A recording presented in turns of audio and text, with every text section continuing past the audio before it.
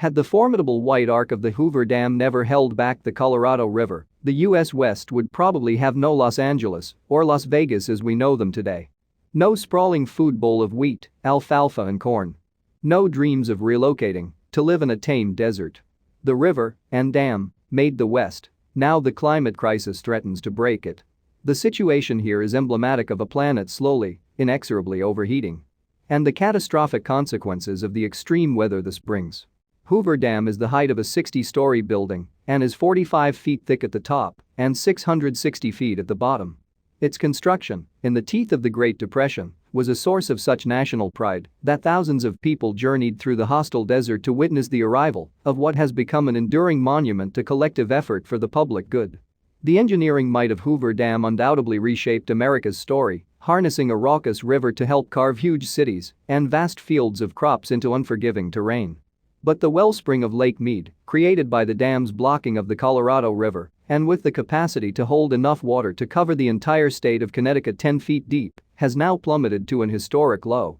The states of the West, primarily Arizona and Nevada, now face hefty cuts in their water supplies amid a two-decade drought fiercer than anything seen in a millennium. "We bent nature to suit our own needs," said Brad Udall, a climate and water expert at Colorado State University. "And now nature is going to bend us." Surveying the dam's sloping face from its curved parapet, Michael Bernardo, river operations manager at the US Bureau of Reclamation, admits the scarcity of water is out of bounds with historical norms. While there is no average year on the Colorado River, Bernardo and his colleagues were always able to estimate its flow within a certain range. But since 2000, scientists say the river's flow has dwindled by 20% compared to the previous century's average. This year is the second driest on record, with the flow into Lake Mead just a quarter of what would be considered normal.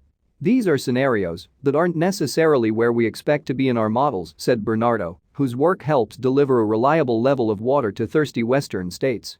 Nearly 40 million people, including dozens of tribes, depend on the river's water. "We're getting those years that are at the extreme ends of the bell curve. We've seen extremes we haven't seen before. We now have scenarios that are very, very dry."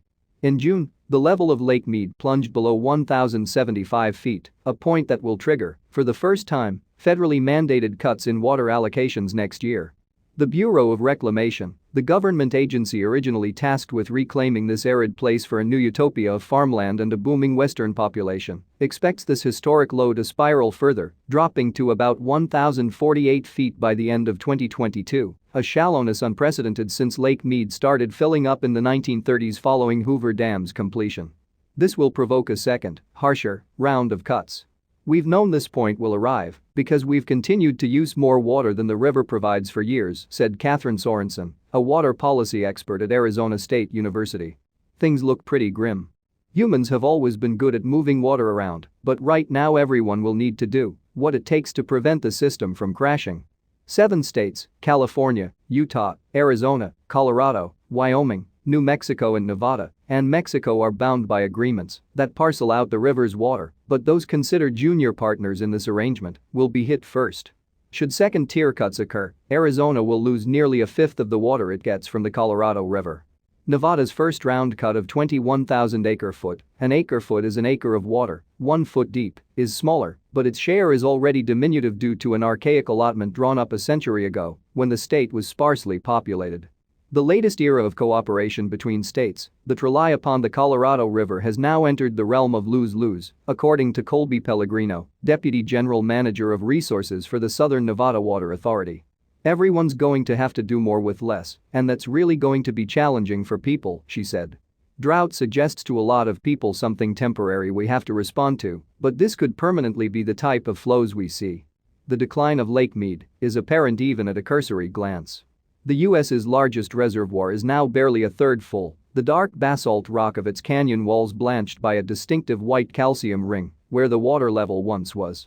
This level has plunged by about 130 feet in the past 20 years and is currently receding by about a foot a week as farms hit their peak irrigation period.